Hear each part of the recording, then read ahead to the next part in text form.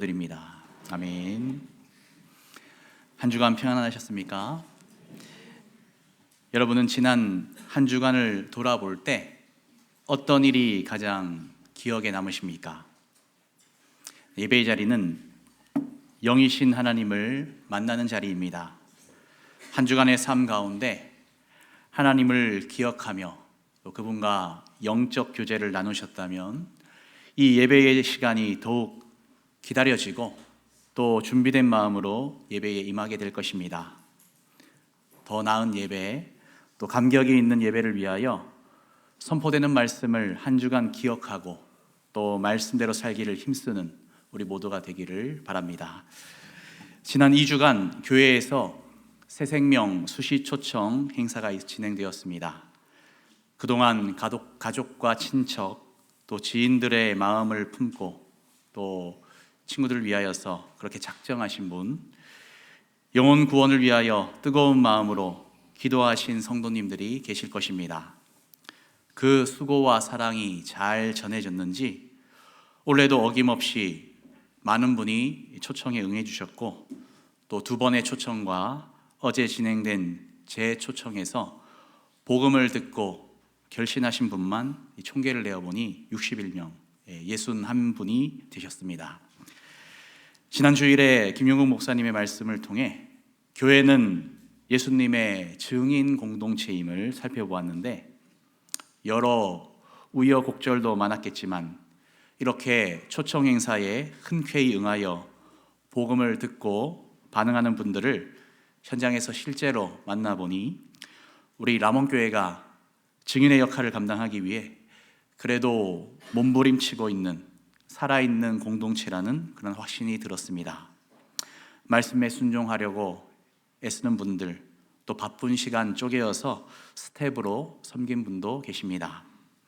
이러한 우리 교회를 하나님께서 긍휼히 여기시고 더 큰 은혜를 베풀어 주실 줄 믿습니다. 그리고 지난 화요일에는 처음으로 초등학생을 대상으로 한 수시초청 행사가 있었습니다. 모두 66명의 어린이들이 참여를 했는데 이 중에 우리 교회를 다니는 어린이 또 타 교회에 출석하는 어린이를 제외하고 믿지 않는 어린이만 40명이 참여를 했습니다. 이 아이들이 코너 활동을 하면서 말씀 암송을 다들 얼마나 열심히 하는지 함께 스텝으로 섬겨주신 분들도 처음에는 이게 될까 걱정을 하시다가 애들이 몰려오니까 눈빛이 달라지셨습니다. 후에 피드백을 받아보니 많은 분들이 아주 즐겁게 섬기셨고 개인적으로도 은혜가 넘치는 시간이었다고 나누어 주셨습니다. 6월 달에도 또 할 겁니다. 관심 있는 분들은 함께 동참해 주시기를 바랍니다. 현재 우리 교회에서는 전도 현장에서 대상자에게 복음을 들려드릴 때 상황에 따라 다르지만 큰 흐름은 동일하도록 통일성 있게 복음을 전하고 있습니다. 전 세계적으로 또 오랜 시간을 걸쳐서 인증된 전도 방법인 국제 전도 폭발 훈련원에서 사용하는 복음 제시를 기본 골격으로 해서 복음을 전합니다. 이 전도 방법의 특징 중 하나가 대상자의 영적 상태를 먼저 진단해서 거기에 맞추어서 강조점을 달리한다는 것입니다. 영적 상태를 진단한다고 해서 진단 질문이라고 합니다. 보통 두 가지 질문을 던지게 되는데 첫 번째 질문은 확신 질문입니다. 당장 세상 떠나면 천국에 갈 수 있겠느냐는 매우 도전적인 그런 질문이죠. 두 번째 질문은 이유 질문이라고 부르는데 어떤 사람이 천국에 들어갈 수 있냐고 생각하는가? 천국에 들어갈 수 있는 이유를 묻는 것입니다. 두 질문에 대한 대답을 듣고 분석해 보면 그 사람의 영적인 상태를 대략적으로 판단할 수 있습니다. 현재 교육위원회 주관으로 어린이 전도학교가 매주일 진행이 되고 있는데 여기서도 같은 방법의 전도법을 배웁니다. 어린이를 대상으로 하기 때문에 매우 쉬운 말로 또 그리고 알기 쉬운 방법으로 교육이 진행이 됩니다. 좀 전에 말씀드린 이 두 가지 진단 질문은 짧은 단막극을 연극을 함께 보면서 배우게 되어 있습니다. 네, 화면에 보시는 것처럼 이 닥터 소울, 영혼의 의사라고 하는 주제의 단막극인데 간단히 내용을 소개해 드리겠습니다. 한 의사가 병원에 찾아온 4명의 환자를 진단 질문을 던져서 문진하고 처방을 내리는 그런 이야기입니다. 첫 번째 환자 이름은 나구원 씨입니다. 이름에서 나타나듯이 이 등장인물은 이미 구원받은 사람입니다. 그래서 확신 질문에는 자신 있게 천국 갈 수 있다고 대답을 하고, 이유 질문에는 예수 그리스도에 대한 자신의 고백을 그렇게 말합니다. 두 번째 환자 이름은 안미더 씨입니다. 말 그대로 안 믿는 사람이죠. 이분은 천국이 있다는 사실도 거부합니다. 천국이 어떤 사람 들어갈 수 있냐고 물어보았더니 천국이 있다면 착한 사람이 들어가겠죠, 이렇게 대답을 하죠. 세 번째 환자는 잘 몰라 씨입니다. 이 인물은 확신이 부족한 신자입니다. 이 충청도 분이라서 천국 갈 수 있는지 물어보면 잘 몰라요라고 대답을 하는데, 예수 그리스도에 대한 믿음을 분명하게 고백하는 사람입니다. 자, 마지막 네 번째 환자는 왕잘라 여사입니다. 매우 잘난 척하면서 등장해서는 자기 같은 사람이 천국에 못 가면 누가 가겠느냐고 당당하게 대답을 하죠. 하지만 이유 질문에 대해서는 자신의 완벽한 외모와 법 없이도 살 수 있는 착한 사람이라는 것, 어려서부터 아주 똑똑해서 시험을 잘 본다는 것, 또 교회 목사님들도 잘 알고 있다는 이러한 말을 늘어놓습니다. 이분을 착각 비신자라고 합니다. 그래서 복음제시라는 처방을 내리게 되죠. 아주 재밌게 짜여진 단막극이지만 많은 생각을 하게 하는 이야기입니다. 전도학교에서 배우는 학생들은 일정한 때가 되면은 실제로 조를 짜서 복음을 전하는 현장 실습 훈련을 나가게 되는데, 실제 현장에서 이러한 분들을 진짜 만나게 됩니다. 나구원 씨나 안미더 씨, 잘몰라 씨, 또 왕잘라 여사 같은 분들을 실제로 현장에서 만나게 되는 것이죠. 보통 처음 실습할 때는 실패가 아닌 또 작은 성공을 맛보아야 하기 때문에 대개는 기존에 교회에 다니는 친구나 등록한 지 얼마 안 되는 새가족을 대상으로 실습을 진행하게 되어 있습니다. 그런데 이쯤 와서는 다들 깜짝 놀라게 되죠. 교회에 이미 다니는 사람 중에도 진단 질문에 대한 답이 예상과 다르게 나타나는 경우가 있다는 것입니다. 모두 나구원 씨처럼 바른 믿음과 확신을 가지고 즐겁게 신앙생활을 하시면 참 좋겠는데, 의외로 나는 천국에 갈 수 있을까 매일 고민하며 사시는 분도 계시고, 또 왕잘라 여사님처럼 나는 착하게 살고 열심히 봉사도 하고 있으니 당연히 천국 갈 수 있다고 믿고는 있지만 천국 가는 이유를 잘못 알고 계신 분들도 있더라는 말입니다. 그리고 어떤 분들은 정답을 이야기하시는데 뭔가 느낌이 이상할 때가 있습니다.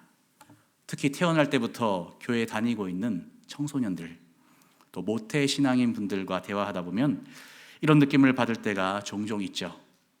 이때는 확인을 위하여서 질문을 하나 더 합니다. 오늘 설교 제목이기도 한데요, 이러한 질문입니다. 예수 그리스도가 당신에게 어떠한 분인가? 이렇게 물으면 의외로 많이 듣게 되는 대답이 무엇인 줄 아십니까? 어색한 미소를 지으면서 좋은 분이죠 라고 답하는 분들이 그렇게 많습니다. 예수님과 인격적 관계를 물어보면 당황스러워하고 할 말이 없는 것입니다. 이러한 상태에 계신 분 중에는 머리 신자라고 표현되는 분들도 계십니다. 예수님을 머리로만 알고 인격적인 관계를 맺지 못하는 상태입니다. 사랑하는 성도 여러분, 여러분에게 예수님은 당신에게 어떠한 분이십니까? 예수님에 대하여서 이렇게 물어보신다면 어떻게 대답하시겠습니까? 단편적인 지식밖에는 할 말이 없다면, 또 예수님의 십자가를 보아도 아무런 감흥이 없고 그가 부활하셨다는 선언에도 뭐 그런가 보다는 식의 그러한 반응이라면 영적으로 뭔가 문제가 있는 상태입니다. 점검이 필요합니다. 다른 모든 것을 제쳐두고서라도 이 문제부터 해결돼야 합니다. 그래야 예배 드리는 것에 의미가 있고 봉사와 섬김의 자리도 즐겁게 감당할 수 있습니다. 너는 그를 어떠한 사람이라 하느냐? 본문을 보면은 오늘 설교 제목과 똑같은 질문을 들었던 한 사람을 만나게 됩니다. 이 사람의 이야기를 살펴보면서 우리도 이 질문에 대하여서 확실한 대답을 찾게 되기를 소망합니다. 이 사람의 이름은 성경에 기록되어 있지 않습니다. 다만 날 때부터 맹인된 사람이라고 그렇게 알려져 있죠. 사건의 배경을 살펴보자면 예수께서 길을 가실 때에 이 사람을 보게 되는데 옆에 있는 제자들이 예수님께 이렇게 묻습니다. 라비여, 이 사람이 맹인으로 태어난 것이 누구의 죄 때문입니까?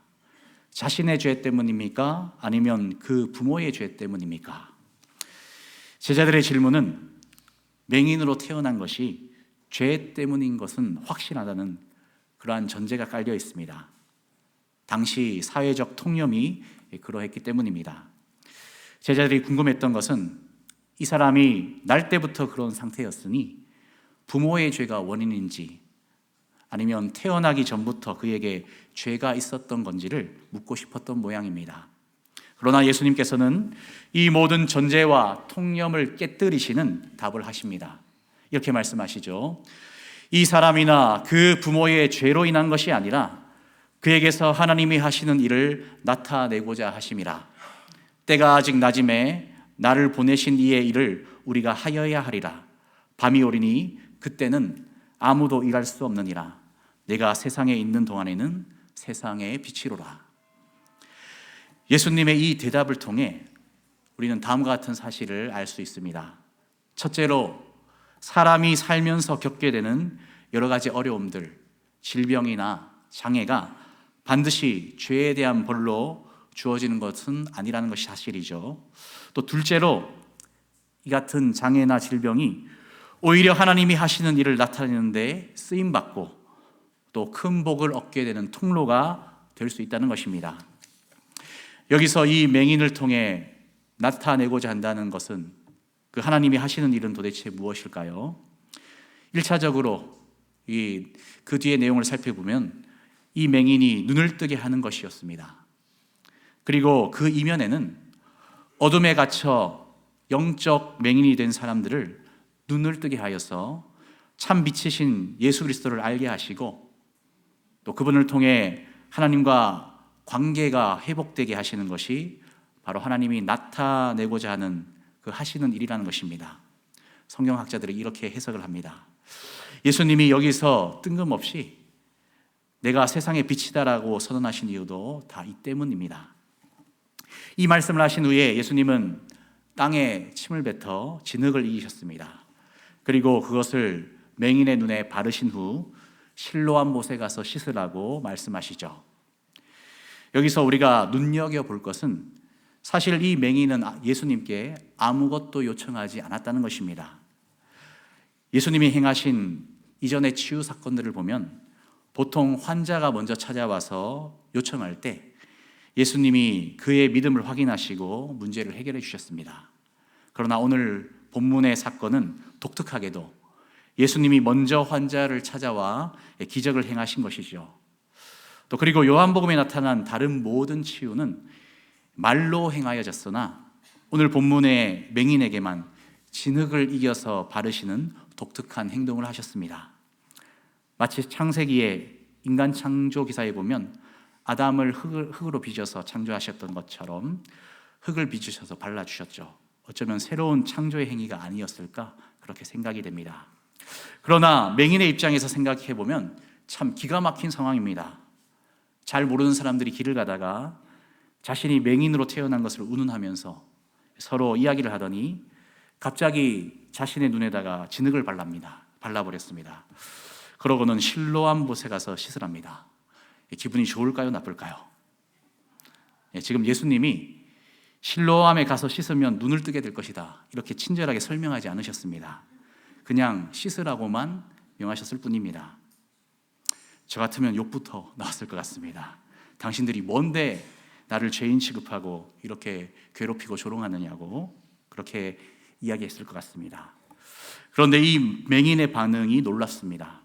화를 내거나 반발하지 않고 예수님의 명령에 순종했다는 것입니다. 실로암에 정말 가기로 결단하고 가서 씻게 됩니다.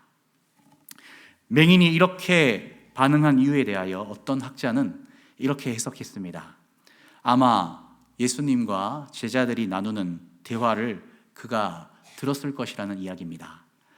사실 맹인 자신도 이렇게 태어난 것에 대하여서 죄 때문이라는 그러한 통념 때문에 평생토록 자책하며 그리고 부모를 원망하며 살았는데 길을 가던 랍비가 죄 때문이 아니라고 말하는 것을 듣게 된 것이죠. 하나님이 하시는 일을 나타내려고 자신이 이렇게 태어난 것이랍니다. 평생 처음 듣는 새로운 관점이어서 충격에 빠져 있는데 마침 그 랍비가 자신의 눈에다가 진흙을 발랐습니다.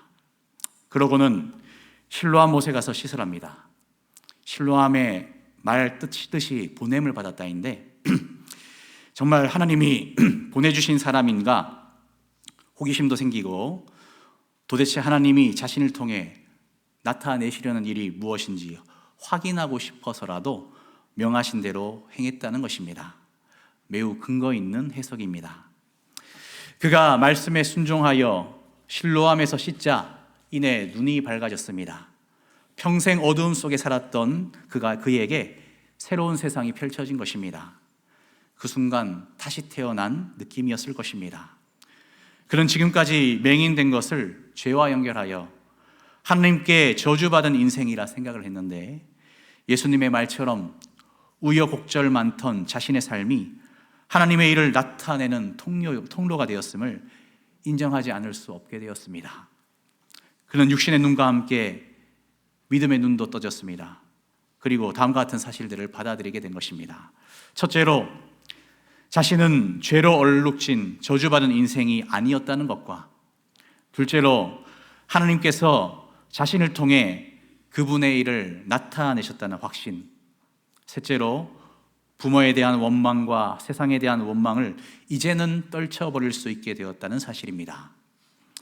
그러나 아직 그는 예수님이 누구신가에 대한 그러한 눈은 온전히 뜨여지지 못했습니다. 나중에 예수님을 다시 만남으로써 완전히 예수님을 보고 눈이 뜨여지게 되는 것이죠. 계속해서 8절 이하에 보면은 이제 눈을 뜬 그를 이전에 알던 이웃들과 지인들이 그 모습을 보고 오히려 자신들의 눈을 의심합니다. 비슷한 사람이다 아니다 논쟁을 하는데 그 자신이 내가 그 사람 맞다라고 얘기하니까 깜짝 놀라서 어떻게 눈을 떴는지 물어보죠.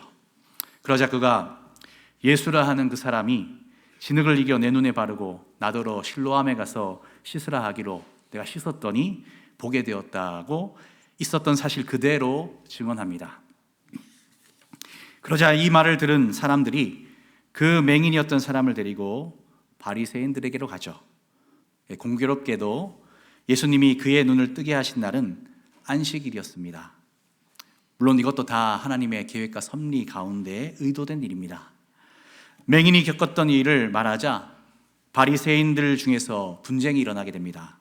한편에서는 안식일을 지키지 않았으니 이 일을 행한 예수는 하나님께로부터 온 자가 아니다 억지 주장을 하고 다른 한편에서는 죄인이 어떻게 이러한 표적을 행하겠느냐 그렇게 주장을 하죠.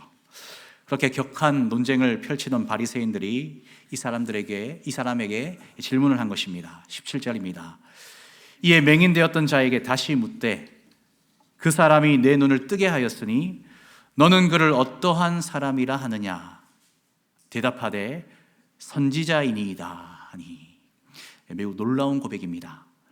예수님이 어떤 분인지 몰랐던 그가 바리새인들 앞에서 당당하게 그는 선지자라고 대답을 했습니다. 그 말은 곧 예수님은 죄인이 아니라는 그러한 옹호하는 말이 됩니다. 상황이 이렇게 되자 이제는 그가 눈을 떴다는 것을 믿지 않는 자들이 생겨납니다. 그래서 그의 부모까지 소환이 되죠. 그러고는 이렇게 묻습니다. 이 사람이 너희 말에 맹인으로 났다 하는 너희 아들이냐?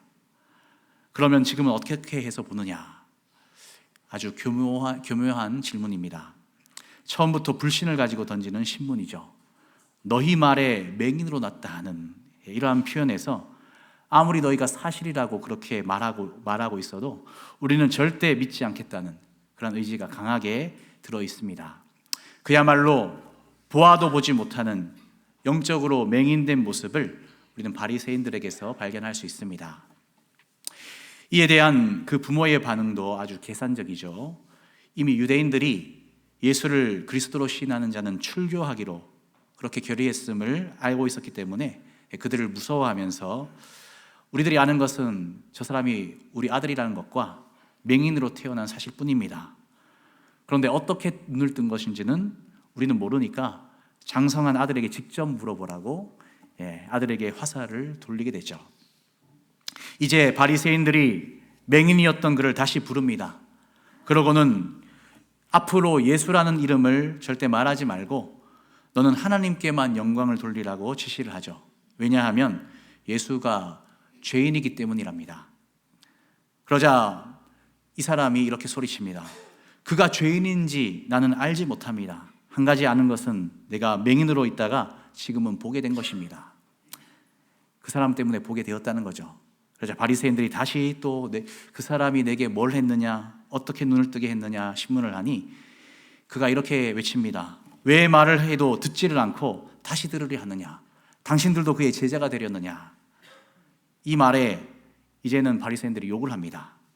그러자 그가 대담하게 이런 말을 하죠. 오늘 본문입니다. 이상하다. 이 사람이 내 눈을 뜨게 하였으되 당신들은 그가 어디서 왔는지를 알지 못하는도다. 하나님이 죄인의 말을 듣지 아니하시고 경건하여 그의 뜻대로 행하는 자의 말은 들으시는 줄을 우리가 아나이다. 창세 이후로 맹인으로 난 자의 눈을 뜨게 하였다 함을 듣지 못하였으니 이 사람이 하나님께로부터 오지 아니하였으면 아무 일도 할 수 없으리이다. 매우 당당하게 거침없이 자기가 보고 경험한 대로 예수님에 대하여 증언하였습니다. 그들이 아무리 예수님을 죄인이라 모함하고 몰고 가도 그에게는 흔들리지 않는 확신이 생긴 것입니다. 바리새인들이 그를 쫓아내자 예수님이 그를 다시 찾아오셨죠. 그러고는 다시 물으셨습니다. 내가 인자를 믿느냐? 주여, 그가 누구시오니까 내가 믿고자 하나이다. 이에 예수님이 친히 그에게 답하십니다. 내가 그를 보았거니와 지금 너와 말하는 자가 그이니라. 자신이 그리스도이심을 이 사람에게 직접 말해 주셨습니다. 이에 그는 주여 내가 믿나이다 하면서 절을 하며 예수님을 믿게 되었죠. 만일 이 사람이 이후에 다시 바리새인들 앞에 신문을 받았다면 이제는 예수님이 그리스도시라고 그렇게 큰 소리로 증언하였을 것입니다. 왜냐하면 그는 자신에게 일어난 사건을 체험하였고 그리고 예수님과의 인격적인 만남을 통해 확신을 얻었기 때문입니다. 사랑하는 여러분, 저와 여러분에게도 이러한 확신이 있기를 소망합니다. 예수님이 너에게 어떠한 분인가라는 질문 앞에서 당당히 자신의 간증을 이야기할 수 있어야겠습니다. 나와 예수님 사이에 있었던 사건들, 함께 나눈 인격적 대화와 교제들을 말할 수 있어야 합니다. 만일 누군가가 이 자리에서 오문식 목사는 당신에게 어떤 사람입니까? 라고 여러분에게 묻는다면 어떻게 대답하시겠습니까? 라몬교회 부목사이며 전도위원회와 찬양위원회를 담당하고 있고 화곡육동 등소초 아래에 살고 있으며 아들만 둘 있고 눈은 두 개고 귀도 두 개고 입은 하나다. 맞는 말이긴 하지만 이것은 많은 사람들이 알고 있는 단순한 정보입니다. 사실은 이 질문에 대해서는 틀린 답이죠. 당신에게 어떤 사람이냐라는 물음에는 개인적인 스토리가 가미되어야 합니다. 그 시큰 목사님, 이전에 우리 집에 신방 왔을 때 물을 그렇게 벌컥벌컥 마시시는 거 보니까 더위를 많이 타시는 것 같아. 그래도 맨날 씩 웃고 다니시는 것 보면은 성격은 좋아 보여. 지난번에 전도 초청일 날 함께 와서 도와달라고 전화가 왔는데 내가 왜 그 전화를 받아가지고 바쁜데 거절도 못하고 가서 같이 일했잖아. 그래도 돌아보면 가기를 잘한 것 같아. 그래, 그 목사님이랑 같이 전도 현장에 가보니까 힘들어도 보람은 되더라. 이렇게 아는 것이 진짜 아는 것입니다. 이런 개인적 경험이 가미된 이야기가 진정성을 느끼게 하고 그 사람에 대한 관계를 설명해 주는 것이죠. 예수님에 대한 우리의 고백도 마찬가지입니다. 그는 하나님의 아들로서 우리 죄를 대속하기 위하여서 인간의 몸을 입고 오셔서 십자가에 돌아가시고 3일 만에 다시 살아나신 분이다. 이러한 고백은 모범답안이기는 하지만 예수님에 대한 개인적인 경험과 인격적인 관계가 설명되지 못한다면 단순히 정보만 나열하는 메마른 고백이 될 수 있습니다. 예수님이 갈릴리 맞은편 거라사 지방에 가셨을 때 예수님 앞에 귀신 들린 사람이 나타났습니다. 그 안에 있던 귀신이 예수님을 보고 이렇게 말한 적이 있습니다.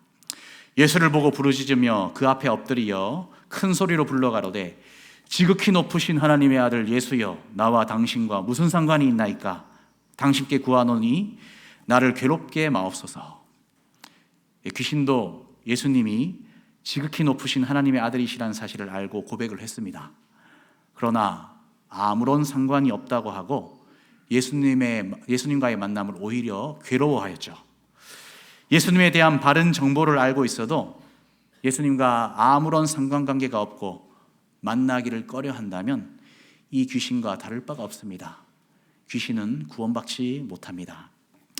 그러므로 예수님을 믿고 구원을 얻어서 신앙생활을 하고 있는 참된 성도라면 당연히 자신의 삶 속에서 역사하신 살아계신 예수님이 자신과 어떤 관계인지 자신의 말로 개인 간증을 할 수 있어야 합니다.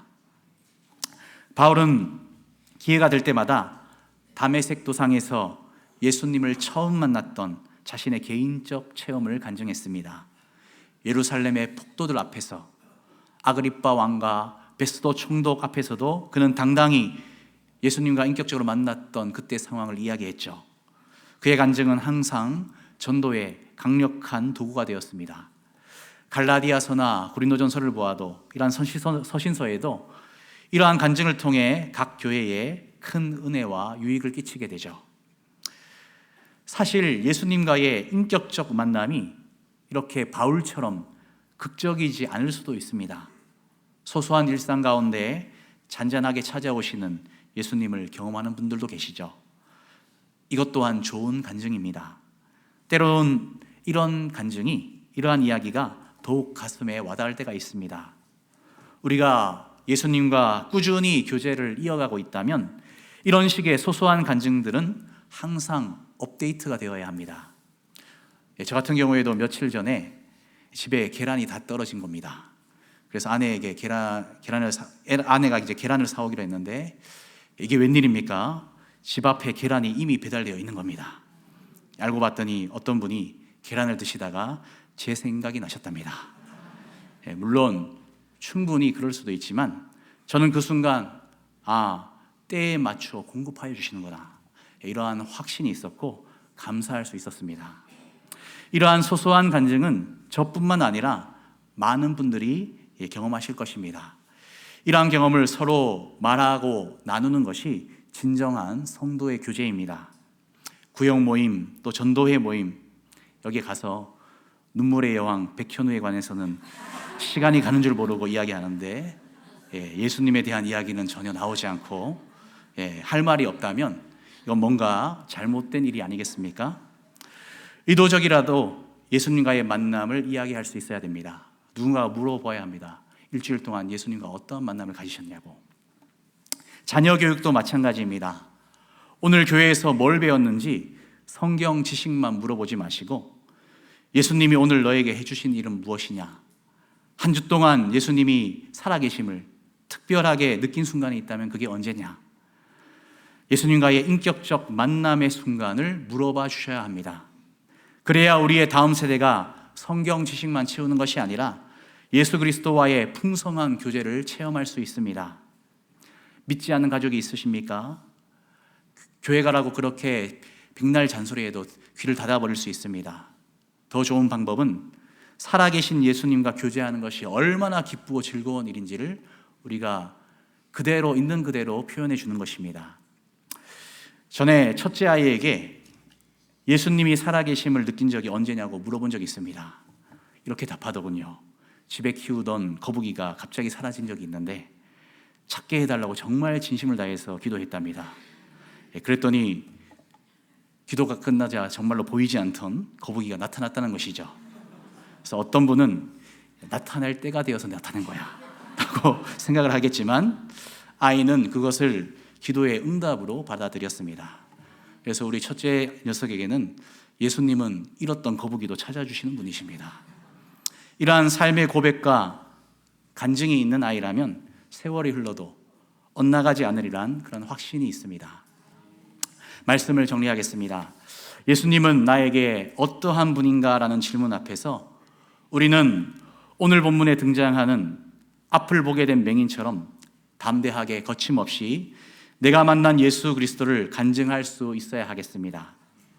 혹시나 아직까지 이러한 간증이 없으신 분, 또 예수님과의 인격적 교제에 대하여서 할 말이 없는 분이 계십니까? 먼저 하나님의 도우심을 구하십시오. 또 예수 그리스도와의 인격적인 만남을 경험하게 해달라고 기도하길 바랍니다. 날 때부터 맹인된 그에게 먼저 찾아와서 기적을 베풀어 주신 주님께서는 이 시간 여러분도 분명히 만나 주실 것입니다. 예수님은 오늘 말씀을 듣는 저와 여러분에게도 분명히 말씀하십니다. 우리의 삶은 죄로 얼룩진 저주받은 인생이 아니라는 것과 하나님께서 우리를 통해 그분의 일을 나타내고자 하신다는 것, 그래서 세상에 대한 원망과 죄책감을 떨쳐버릴 그러한 힘을 주신다는 것입니다. 내 앞에 펼쳐진 고난과 역경들이 사실 그리스도와의 인격적 만남을 촉진시키는 하나님의 계획과 섭리임을 인정할 때 이미 먼저 나를 찾아와 계셨던 예수 그리스도를 우리는 눈을 열어 발견하게 될 것입니다. 그가 행하신 이전에 냉랭하게 느껴졌던 십자가의 대속과 부활의 참 의미가 이제는 가슴 저미는 감격으로 와닿게 될 것입니다. 예수님과 첫 만남을 이미 가지신 분들이라면 이제 한 걸음 더 나아가서 그분과의 교제가 날마다 이어지고 소소한 삶의 간증들이 날마다 업데이트 될 수 있기를 바랍니다. 교회 안에서 이러한 삶의 감정이 나누어지고 또 가정 안에서 그리스도와의 인격적 교제에 대해 자연스럽게 대화할 수 있는 그런 분위기가 속히 조성될 수 있기를 소망합니다. 그리하여 그리스도를 머리로만 알고 있고 인격적인 관계는 경험 못한 그러한 머리 신자가 우리 라몬교회 공동체에는 한 사람도 없게 되기를 주님의 이름으로 축원드립니다. 예수 그리스도를 제대로 알고 그분과 일상 속에서 친밀히 교제하며 그리스도의 인격을 닮은 자가 우리 가운데 많아진다면 이 화곡동 일대가 변화되고 서울이 변화되고 나라가 변화될 줄 믿습니다. 이렇게 하나님 나라가 확장되도록 한 주간 열심히 예수님에 대한 나의 간증을 주변 사람과 나누어 보시기를, 그래서 영적 기쁨과 성장을 얻게 되는 우리 모두가 되기를 주님의 이름으로 축원드립니다. 이 시간 함께 말씀을 기억하면서 몇 가지 기도 내용을 놓고 함께 기도하겠습니다. 예수 그리스도가 나에게 어떠한 분인지 확신 있게 말할 수 있도록 예수님과의 만남, 인격적인 만남이 없었다면 그 만남을 허락해 달라고 함께 기도하길 원합니다. 일상 가운데 예수님과의 그러한 소소한 간증들이 날마다 늘어나도록 영적으로 깨어 있어서 우리의 삶 가운데 이어지는 예수님의 흔적을 잘 찾을 수 있도록 우리가 함께 기도하길 원합니다. 또 교회에서 부서와 전도회 또 구역 모임 중 진정한 성도의 교제가 있게 하시고 가정에서도 삶의 감정이 그렇게 나누어지고 믿지 않는 사람에게도 담대하게 그리스도를 증언하게 해달라고 담대함을 주시도록 이 시간 함께 기도하도록 하겠습니다. 하나님 아버지 감사합니다. 오늘 요한복음 9장에 나타난 아버지 날 때부터 맹인된 자가 눈을 뜨게 된 사건을 우리가 함께 보면서 바리새인들이 그에게 너는 그에게 어떠한 사람이냐, 그에게 너에게 그는 어떤 사람이냐 물어보았을 때에 그는 당당하게 자신이 경험했던 예수 그리스도가 누구신지를 고백할 수 있었습니다. 하나님, 이러한 삶의 간증들이 우리에게도 있기를 있기를 원합니다. 사도 바울은 아버지 가는 곳마다 자신이 인격적으로 만났던 예수 그리스도를 증언하였습니다. 이를 통하여서 많은 사람이 감동하고 또 예수 그리스도를 믿음으로 만나게 되는 놀라운 역사들이 일어났습니다. 하나님, 우리에게도 이러한 만남의 간증이 있게 하여 주옵소서. 예수 그리스도가 어떤 분인가 물어봤을 때 대답할 말이 없다면 이제는 아버지 나의 모든 삶 가운데에서 주님께서 먼저 찾아와 주시고 만나 주셨다는 이러한 고백들이, 개인적인 고백들이 우리에게 있기를 원합니다. 하나님, 또한 맹인을 만나 주셨던 하나님께서는 오늘도 우리를 만나 주시는 줄 믿습니다. 기도할 때에 찾아와 주시고, 하나님, 이미 이러한 체험이 있는 사람이라면 날마다 그리스도와의 교제를 통하여서 아버지 이러한 소소한 간증들이 계속해서 또 생성되기를 원합니다. 아버지, 이러한 간증이 아버지 또 구역 모임 안에서, 전도회 안에서 아버지 나누어지고 이걸 통하여서 참된 성도의 교제가 일어날 수 있도록 아버지, 또한 가족들과 믿지 않는 자들에게도 아버지 이러한 이야기를 또 신탐하게 할 수 있는 그러한 영적인 분위기가 형성될 수 있도록 주님 붙잡아 주옵소서. 그래서 우리가 날로 하나님을 믿으며 예수 그리스도를 알아가며 아버지 그분을 닮아갈 수 있도록 주님 붙잡아 주옵소서. 사랑과 은혜가 풍성하신 하나님, 감사를 드립니다. 우리를 먼저 찾아와 주시고 아버지, 우리가 눈을 열어 주님을 발견하기를 기다리시는 주님, 아직까지 예수 그리스도가 나에게 어떤 분인가 대답을 하지 못하고 있다면 눈을 들어 떠서 보게 되기를 원합니다. 어둠을 밝혀주시고 주님을 보게 하여 주옵소서. 그래서 입이 떨어질 때마다 예수 그리스도가 어떤 분이신가 당당하게, 담대하게, 거침없이 이야기할 수 있는 우리 모두가 되기를 원합니다. 아버지, 이러한 고백이 이미 있는 자라면 날마다 그리스도에 대한 고백들이 계속해서 이어지기를 원합니다.